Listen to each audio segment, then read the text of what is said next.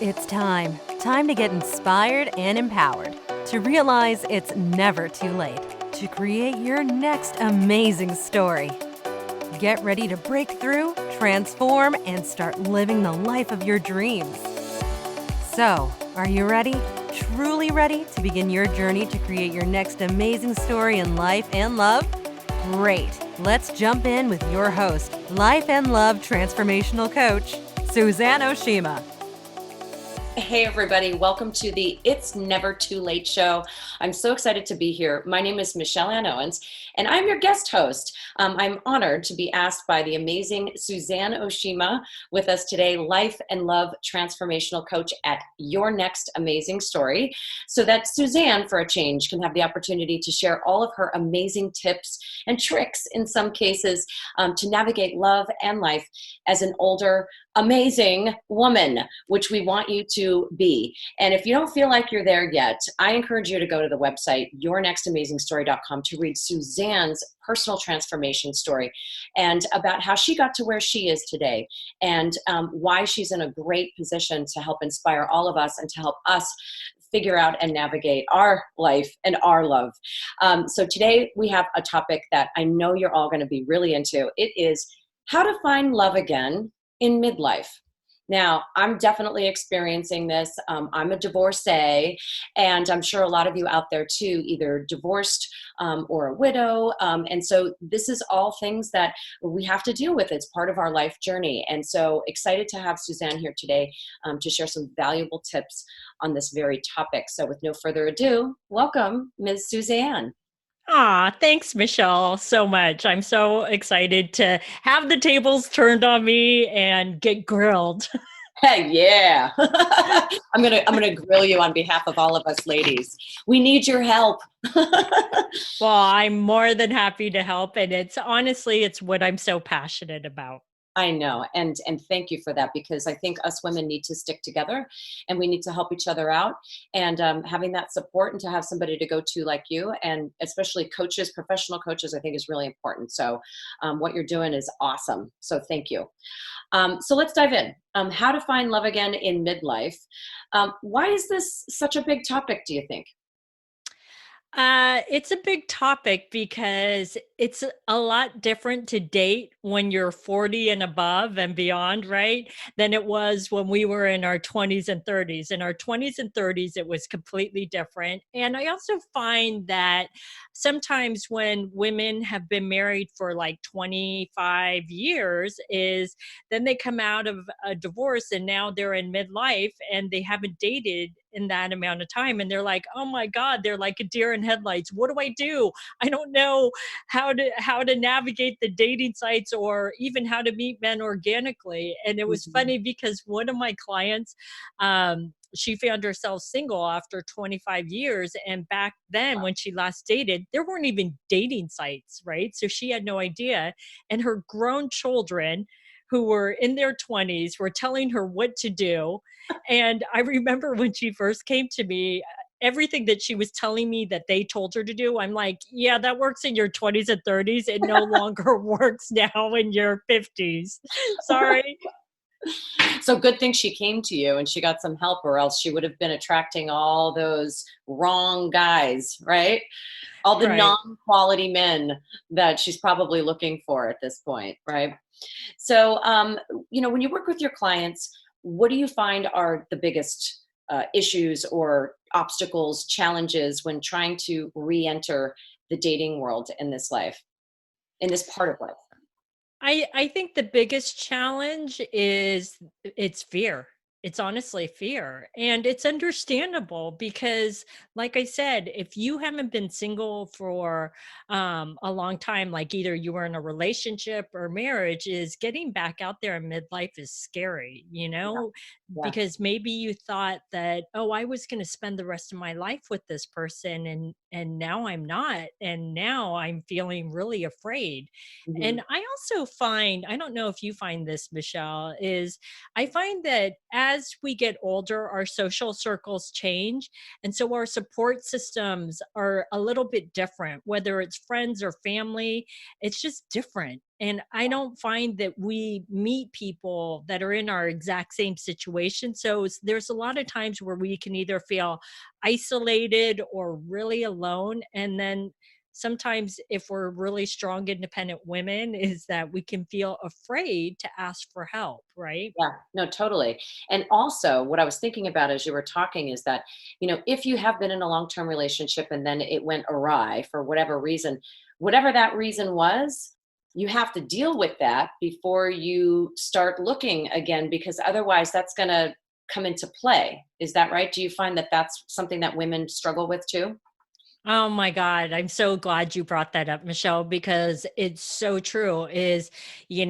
A lot of times when people go through breakups, whether it's a divorce or a breakup of a relationship, is sometimes they'll take some time off from dating, but then they'll jump right back out there without healing their heart and healing everything that went on. And if you just jump back out there, you're dragging that baggage with you into the next relationship, Yeah. and it's going to make for a toxic relationship. And so it's really important to go through the healing process, but also try to reflect on what happened in that relationship and what can I learn, what mistakes did I make, and what mistakes did he make. And don't beat yourself up, but just say, what can I do differently going forward so that I don't end up again in the same type of Yeah. Yeah. situation? And I think some of the things, they could be triggers too. You might think you're healed. You might think, oh, I spent some time being single. I focused on my career. I did this and that. And I feel good again. I feel I'm ready to be in a new relationship, to find a new man, or partner, whoever's out there listening. But then when you're in it, then suddenly something gets triggered that you thought you had dealt with. Do you find that people come to you too and be like, Suzanne, help me. This old wound of mine is being like poked at by this new partner of mine. Oh, yeah.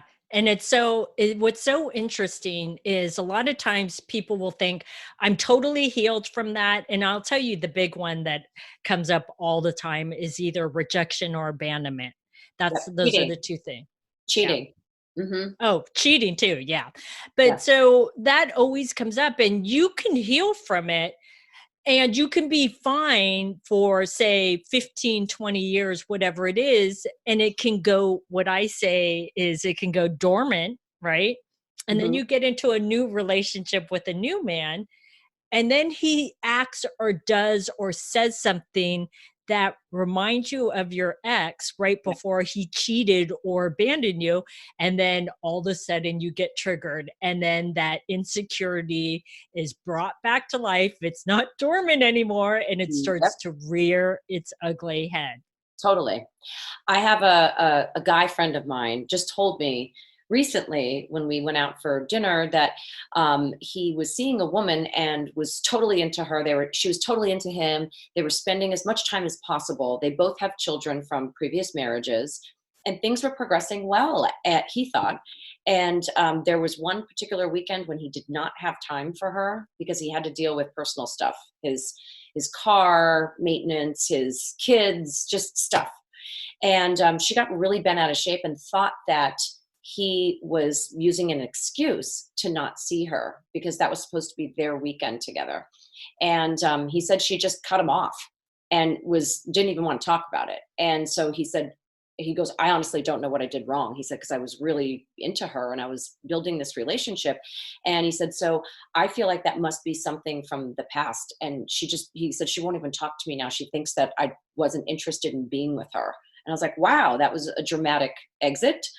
But that's kind of a testament to this like old wound stuff. Like if there's a behavior that a guy does, then women jump, you know? And I think when you get Yeah. to your midlife, you've been through so much already by this point that's when it's almost like a little worse. Yeah, and it's funny. I was trying to, as you were telling this story, I saw this quote on Instagram. I don't know if I'm going to say it right, but there was something like this: if you don't heal the wound from a past relationship, and you go into a new relationship is you're going to bleed all over the person that you're in the new relationship with, which is what happened with your friend. Is Yeah. she made him pay for what her ex did, because that was definitely something from her past that Yeah. got triggered. And then she, instead of, trying to communicate with him, is then probably, I don't even know this one, but I can already tell that an old pattern came up for her. Is like, I'm going to cut him off because I'm not going to get hurt, and I'm going to protect. And so she immediately went into protection mode, right? Yep.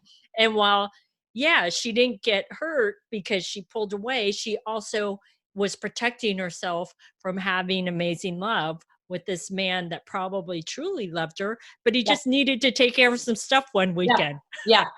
And I even said to him, I said, well, did you go after her? Did you say, hey, let's talk? And he said, no, I just let her go. He said, and I think that that was part of the problem too. He said, because I think she did it purposely to see if I would fight for her.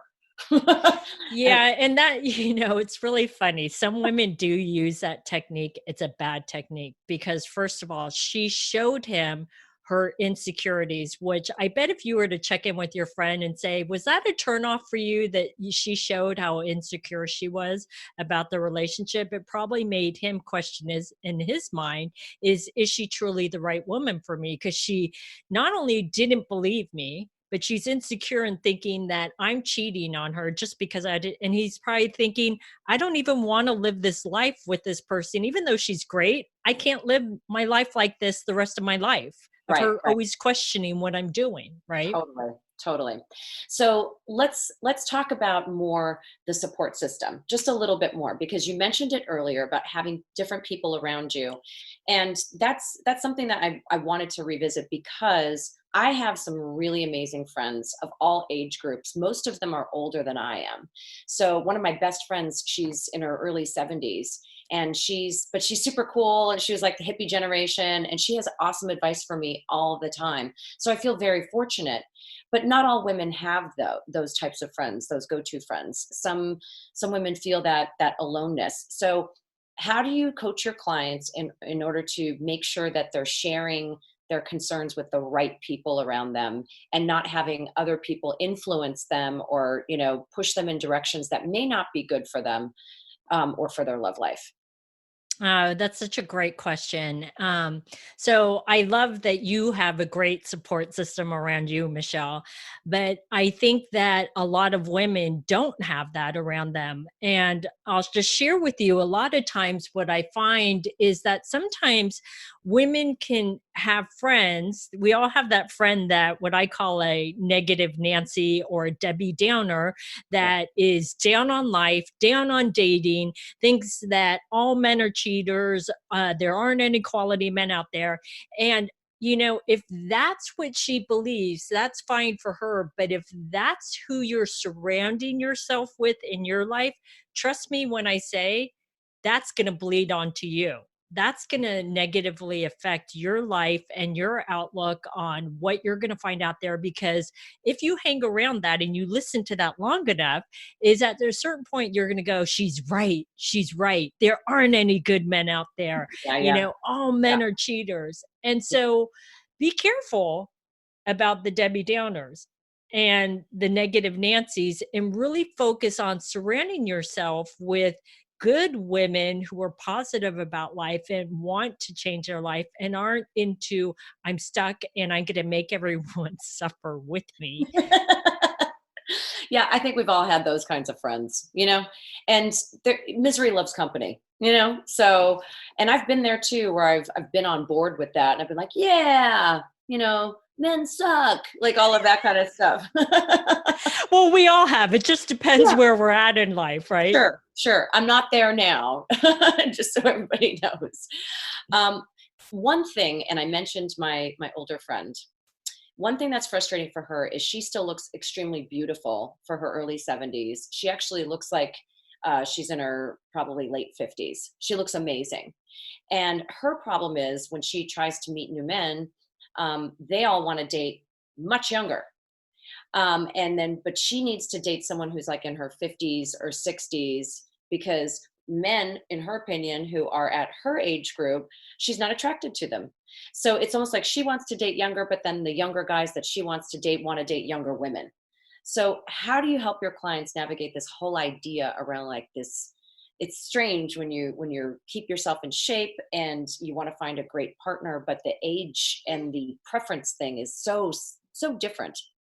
Yeah, that's, it's funny because it's true when I believe age is just a number and it shouldn't matter. And I would say don't focus so much on the age of a man, just like she wouldn't want a man to focus on the age of her, right?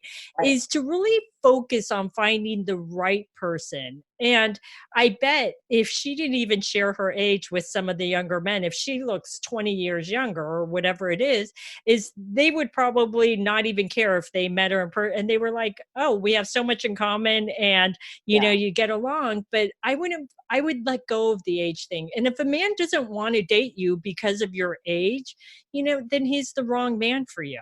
Yeah. I had that happen this year. There was a guy that I was dating, and we started to get more involved. And then when he found out my age, he broke it off because he said, "You're too old. I have a cutoff at X age," and he said, "You're a little older than that." And I was like, "Okay, so what's the difference of like 3 years?" Because his age cutoff was 3 years off of mine, and I was like, but he was very, very strict about it. And he was like, "Sorry, no can do." I was like, "Okay, I guess you're Well, not the guy." did he want to have children? Yeah, but I mean, yes, we had already talked about that. And so that wouldn't be an issue for me. I'm still in the zone where I can. Mhm. So I'm not, but I think because I'm older, I'm in my early 40s, that would be a problem in his mind. He wanted someone in her 30s. Right. So in that case, that's a little bit different because the children were a factor. And so, I that could have been making him nervous while you're still in the zone, right? If you can have children. My sister had her last baby, I think, at 43. Yeah. And, and I know plenty of women that have had children into their 40s. I Hmm. think for him, though, it probably just scared him a little that it would have to either happen a little bit Like quicker. sooner. You're right. Yeah, You're right. right? And also because honestly, let's be real, is that there's no guarantees, right? Is the chances of being able to have children, it diminishes. And so that probably scared him. And so for him, those are fears for him that you can't help him overcome. Right. He's obviously very set in his ways, right? Right. Right. And so that saying, you can't change a man if you know he had his own issues going on. For And sure. so So you bye know bye. exact and honestly, he probably wasn't good enough for you because if that he was so stuck on 3 years, then that's his own problem. Sure, I agree. Thank you. So, for the women who come to you and they say, "Suzanne, help me. I need your coaching services." I have tried literally everything. I have friends and family have tried to hook me up with people. I've gone to events. I've met people at work. I'm not meeting the right guy. What am I doing wrong? What should I do? What do you say? How do you help them work through that? What I always say is if she feels like she's tried everything and it's not working, then it just tells me that she's going down the wrong path. That's there she needs to shift something. It's not impossible, but it tells me that she needs help on figuring out number 1, is it past relationships or experiences that are holding her back? Or is maybe she doing the wrong thing on dates and maybe men are disappearing and pulling away? Or is she just choosing men that are not emotionally available and she doesn't realize that she's choosing all the wrong men, right? Yeah, And yeah, so sometimes it's important to get that outside perspective that could be unbiased and look at here's what she's doing, here's what's going on. Now I can share with you what I see that's going on. But what I would say is that you have to be open to learning. Is don't get so set in your ways of I know this, I got this, I figured it out. Because right. sometimes I will get on the phone with people and they're so like set in their way. I know, and I'm like, okay, can we just open up that it could be something different? Yeah. Because there's an Albert Einstein quote that I love is if you keep doing the same things, you will keep getting the same results. If you want different results, then you need to do different things. So if it's not Absolutely. working, don't give up completely. Let's figure it out. What's going on? Exactly. Like pivot the ship. Yes, exactly. I love what you just said because it's so true. I think once us women get to midlife, we do feel like we know everything. We've accomplished a lot by now. And so it's hard for us to, kind of peel back the onion and say, okay, maybe I've produced some bad habits for myself. Maybe maybe my mindset needs to shift a little bit. So I love that you help your clients do that. And I love your energy too, because it's like warm and welcoming, and I don't feel like you would be yelling at me. And I I've had coaches in the past who I just felt like I was being like pummeled, and I was like, really, I'm not a bad person.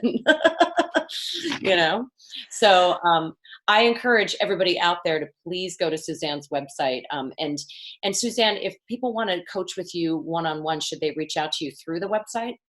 Yes, if they go to yournextamazingstory.com, you can just go to the Work With Me tab, and there's an application to fill out that shares with me a lot about what you're struggling with, and then we can jump on a complimentary call with me, and I'll find out more about what's going on for you. And if I feel like we're a good fit to work together, then I'll share with you what that would look like. But if we're not, I may point you in a different direction. Okay. And I love that too. So you won't just work with anybody. It has to be Yeah. a good fit. And so everybody out there, yournextamazingstory.com, please go there. Any final thoughts for the folks out there, the ladies of the world, to inspire them about finding love again in midlife? Yeah, my last thought would be this is you don't have to do this alone, and it's okay to ask for help, because I Yeah, find all too often that as strong independent women, we hate asking for help. We're like, "No, I got this." It's like totally. it's okay to ask for help. Is Yeah. that's what we're all here for, is to help each other, right? Absolutely. And again, us ladies need to stick together and support each other. So, everybody out there listening or watching, thank you for joining us. Thank you for listening to Suzanne's tips, and please reach out to her. It's been so fun being on the It's Never Too Late show. And you can see it again on video or podcast format. Just simply go to yournextamazingstory.com, and we'll be back again soon with a new topic to discuss. Thank you so much, Suzanne. Love today's episode of the It's Never Too Late show? Then head on over to yournextamazingstory.com to continue the conversation, get access to show notes, and get more amazing content.